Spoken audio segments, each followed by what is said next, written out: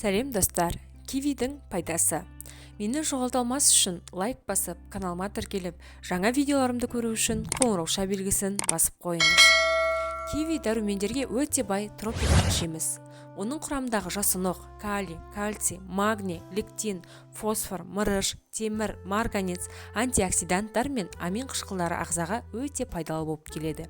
Кивиді жиі тұтынатын болсаңыз, ағзаға инфекцияның таралуы тежеліп, иммунды жүйе нығайып, жүрек қан тамырлары ауруларының алдын алып, ағзаның қатерлі ісікпен күресуі артып, жүйке жүйесін жақсартады екен. Басқа жемістерден айырмашылығы, киви консервіленген кезде еш бұзылмайды. Сондай-ақ жеміс Е дәруменіне өте бай болып келеді. Біле білсеңіз, кивиді жеп қана қоймай, оны косметика негізінде пайдалансаңыз да болады.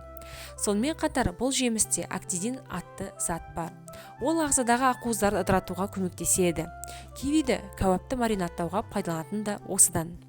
Мамандар кивидің өзінен бұрын қабығының да пайдасы орасан зор екенін анықтады.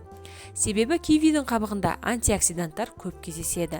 Ол терідегі натрий затын сыртқа шығаруға көмектесетін таптырмас құрал.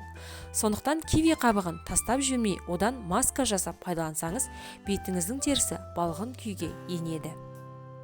Сонымен қатар, кивидің құрамында жасқа байланысты болатын көру қабілетінен айырылуға жол бермейтін фитохимиялық лютеин бар. Лютеин сондай-ақ көзімізді еркін радикалдардың зиянды әсерінен қорғайды. Адам ағзасы лютеинді өздігінен синтездей алмайды. Сондықтан оны тек тағаммен ғана ала аламыз. Сондай-ақ кивидің құрамында зеакситин бар, ал ол заттың жетіспеушілігі көру қабілетіне кері әсер етеді. Кивиді өз денсаулығымыз бен сымбатына назар аударатындар жақсы бағалайды. Оның құрамында калория аз және май жоқ. Дегенмен, киви ас қорыту жүйесінің қалыпты жұмыс істеу үшін қажетті талшықтарға өте бай. Сонымен бірге киви жүкті әйелдер үшін қажетті жеміс. Оның құрамында жатырдағы қан жасушаларын өндіруге қажетті фолий қышқылы өте көп. Бұл экзотикалық жеміс еркектерге де өте пайдалы. Кивидегі амин қышқылдардың аргинины импотенцияны емдеу мен алдын алуда қолданылады.